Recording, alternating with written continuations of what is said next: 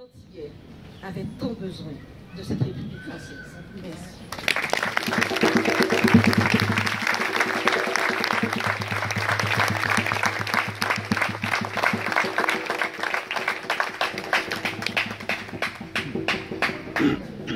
Pour poursuivre, la parole est à Monsieur Stéphane Troussel, président du conseil départemental de la Seine-Saint-Denis.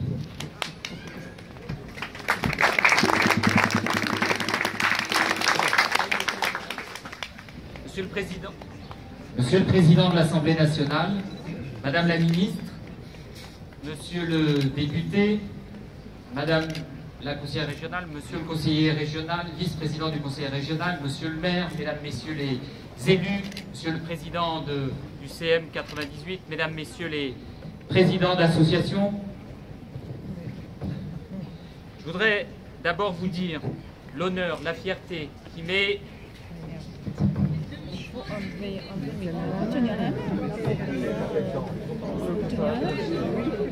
faut vraiment.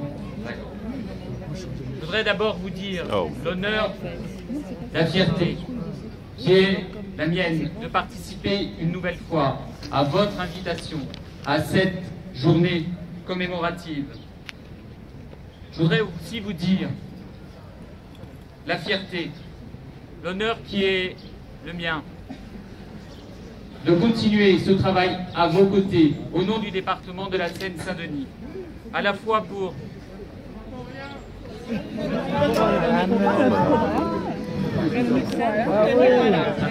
mieux comme ça, voilà.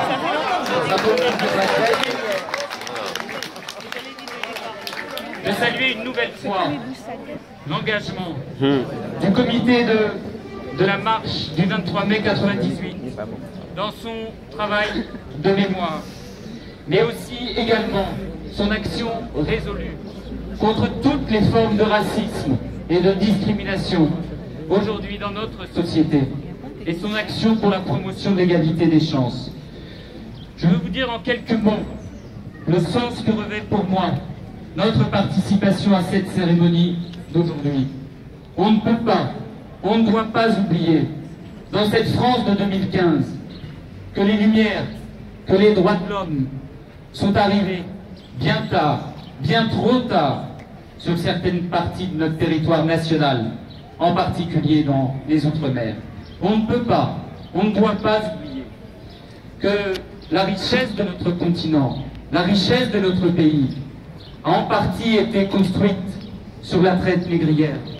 La domination absolue, la domination totale, inconcevable, l'exploitation d'hommes par d'autres hommes. On ne peut pas, on ne doit pas oublier non plus que même après l'étape fondamentale de la proclamation de 1848 de l'abolition de l'esclavage, la République, jusqu'au XXe siècle, après la Seconde Guerre mondiale, a continué de faire peser le poids de la domination sous d'autres formes sur des peuples entiers par la colonisation, et ainsi refuser d'offrir à tous ses citoyens des droits identiques.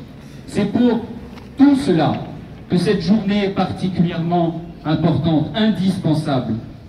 Nous avons donc ensemble l'obligation de continuer, de dire, d'exprimer, de parler à tous, et en particulier aux jeunes dans ce département de Seine-Saint-Denis, de l'esclavage, de ses victimes, de cette grande blessure collective. Continuer de produire les efforts de réparation, les efforts d'explication, de pédagogie de cette mémoire. C'est là une mission d'utilité publique, une absolue nécessité. Et nous avons aussi l'obligation collective de continuer d'agir. La République ne tolère plus de traitement différencié entre ses enfants. Et elle doit désormais travailler tous les jours pour que prennent pleinement corps partout et pour tous les principes de liberté, d'égalité, de fraternité. Elle l'a fait hier en abolissant l'esclavage. Elle doit le faire aujourd'hui contre toutes les nouvelles formes d'esclavage, ici et partout dans le monde. Elle doit aussi le faire pour ses filles et ses fils, en luttant contre toutes les formes de racisme et de discrimination, en donnant des chances égales d'accès à l'éducation, à l'emploi, à la réussite. Nous devons le faire, bien sûr, auprès de tous les habitants de Seine-Saint-Denis en particulier, de tous ces jeunes originaires des territoires d'outre-mer, mais aussi de certains pays africains qui portent en eux cette mémoire, cette blessure, mais aussi auprès de tous les autres, quelle que soit leur couleur de peau, leur origine, leur milieu, rendre cet hommage, saluer la mémoire de ces millions d'hommes et de femmes humiliés, déportés. Mais cette mémoire, il nous faut aujourd'hui la faire vivre dans l'ensemble de la société, alors que les idées extrémistes les plus nauséabondes, ce racisme maquillé. Et permettez-moi, Madame la Ministre, permettez-moi, chère Christiane, de te dire ici, publiquement, devant vous tous, le soutien, l'amitié, la solidarité dont nous voulons t'entourer face à ces attaques quotidiennes, ces attaques incessantes.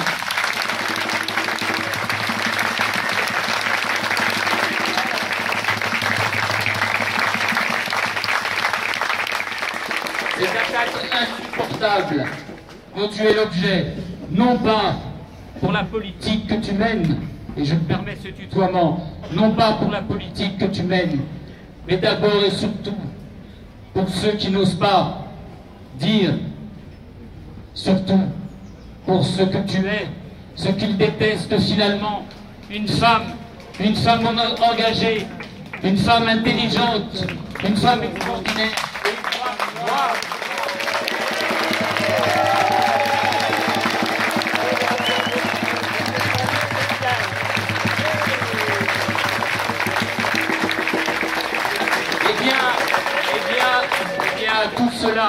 À tout cela, nous voulons leur dire que nous sommes fiers. Non seulement nous sommes fiers de Christiane Taubira, mais nous sommes fiers de toutes celles et tous ceux qui font notre pays, qui font la richesse de ce pays, qui font la richesse de ce département. Parce que oui, nous sommes fiers de ce que nous sommes ensemble, de ce que nous sommes collectivement, de notre métissage, de notre histoire, de notre parcours, de nos cultures, et que, en dépit de ces épisodes les plus sombres de l'histoire de notre pays, eh bien, c'est parce que nous avons connu cette histoire que nous en sommes là aujourd'hui tous ensemble. Et c'est vrai, en particulier dans ce département de la Seine-Saint-Denis, riche de l'histoire et de la mémoire de ses habitants. Alors, merci, Monsieur le Président du comité de la marche du 23 mai 98.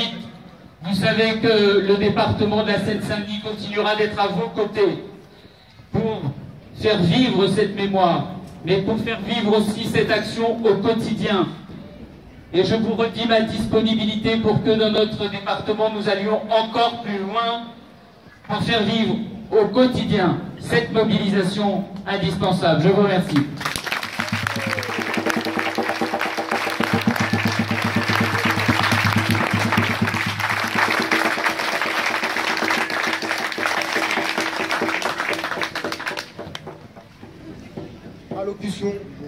Allocution de M. Mathieu Hanotin, député de la Seine-Saint-Denis.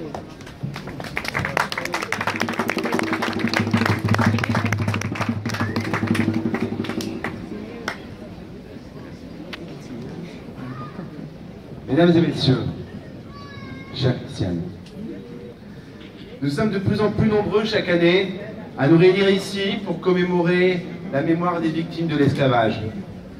Et nous ne pouvons que nous en réjouir.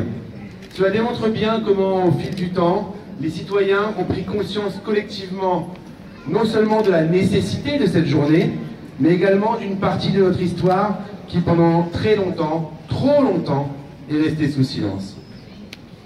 Pourtant, le chemin est encore long et nous devons le poursuivre inlassablement. L'enseignement de cette partie, non seulement de l'histoire de France, mais plus globalement de l'histoire de l'humanité. Cette humanité si souvent déshumanisée, qui parfois, dans sa folie, s'attelle à organiser la souffrance et l'horreur. La traite, ce système de marchandisation des femmes, des hommes, des enfants, est inqualifiable tant le mal qu'elle a fait et qu'elle fait encore j'y reviendrai, reste présent. Pendant des siècles, les Européens, mais pas seulement, pétris par leur méconnaissance profonde des autres peuples, n'ont eu de cesse de se placer au-dessus de tous, persuadés d'être supérieurs, ils se sont avilis et ils n'ont eu de cesse de se rabaisser. Exploiter, blesser, détruire ceux qui, venant d'ailleurs, ne leur ressemblaient pas. Plutôt que de tendre la main à leurs frères ou à leurs sœurs d'Afrique, d'Asie, du Pacifique ou des Amériques, ils se sont entêtés et employés à les déconsidérer, les humilier et les utiliser comme du bétail. Cette folie, ce refus de la différence, est responsable de la mort de dizaines de millions de personnes. Des disparus à qui nous rendons hommage aujourd'hui. Cette perte immense, cette destruction reste une blessure douloureuse.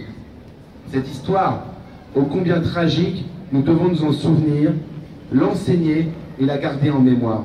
Cette mémoire, ce sont les familles des victimes et les associations qui ont été les premières à la défendre et à la préserver. Sans elles, il ne fait que peu de doute que cette mémoire aurait été enfouie encore pour longtemps. Aimé Césaire disait « Pour nous, le choix est fait. Nous sommes de ceux qui refusent d'oublier. Nous sommes de ceux qui refusent l'amnésie comme méthode. Il ne s'agit ni d'intégrisme, ni de fondamentalisme, encore moins d'un puéril nombrilisme. Simplement, oublier, c'est nier. Se souvenir, c'est assumer. » J'ai une pensée particulière aujourd'hui pour les femmes, dont on ne parle pas assez lorsqu'on évoque l'esclavage. Elles qui subissaient, en plus des travaux forcés, des violences innombrables, discriminées en raison de leur couleur de peau, exploitées sexuellement, dont les enfants étaient très souvent vendus. Inlassablement pourtant, avec une dignité exemplaire, elles se sont battues pour leurs droits et pour que l'abolition puisse un jour devenir réalité. Elles ont contribué à transmettre à leurs descendants la culture, l'amour et la fierté de leur pays d'origine.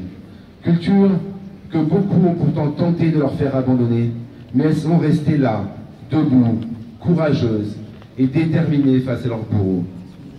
Si dans notre pays, l'esclavage est désormais dans les livres d'histoire, il a malheureusement encore cours dans bien des endroits. Certains parlent d'esclavage moderne, mais pourquoi utiliser le terme moderne? Ajouter cet adjectif revient finalement à atténuer l'extrême gravité des actes. Il s'agit encore une fois purement et simplement d'esclavage, de traite d'êtres humains. On pourrait croire que ces actes insupportables se déroulent très loin de nous, et pourtant ils ont lieu à seulement quelques kilomètres de l'Europe. Je pense notamment aux passeurs qui font commerce de la détresse humaine, des centaines de migrants qui se retrouvent entassés sur des bateaux dans des conditions épouvantables, livrés à eux-mêmes et parfois abandonnés au large par des criminels.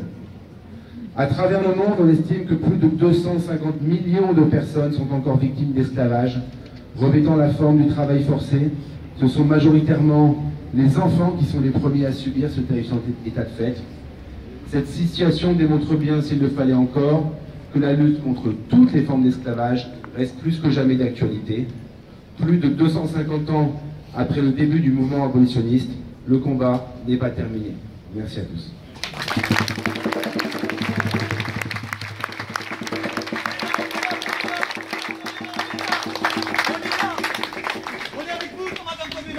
Nous allons continuer la cérémonie en effectuant...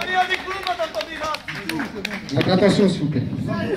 Nous allons continuer la cérémonie en effectuant au pupitre la signature de la soumission pour la rétrocession par le comité Marche 98 de l'œuvre de M. Nicolas Cesbron à la ville de Saint-Denis.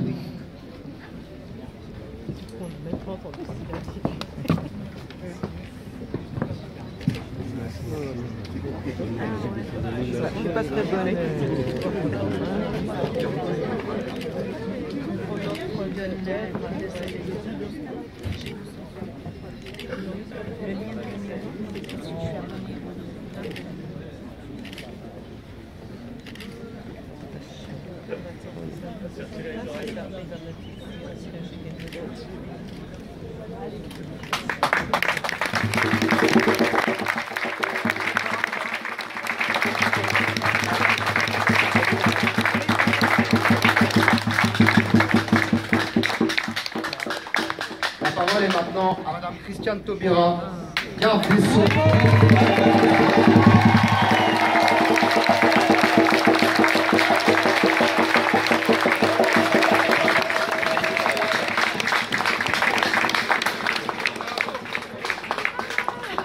Ça va marcher.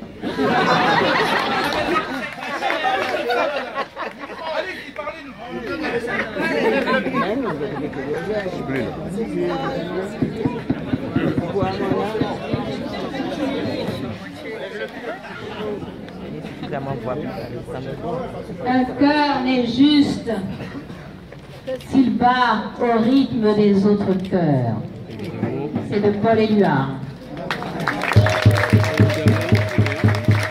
Monsieur le président de l'Assemblée nationale, très cher, Ah là là. très heureuse que nous soyons à nouveau ensemble pour un événement d'une portée publique aussi élevée.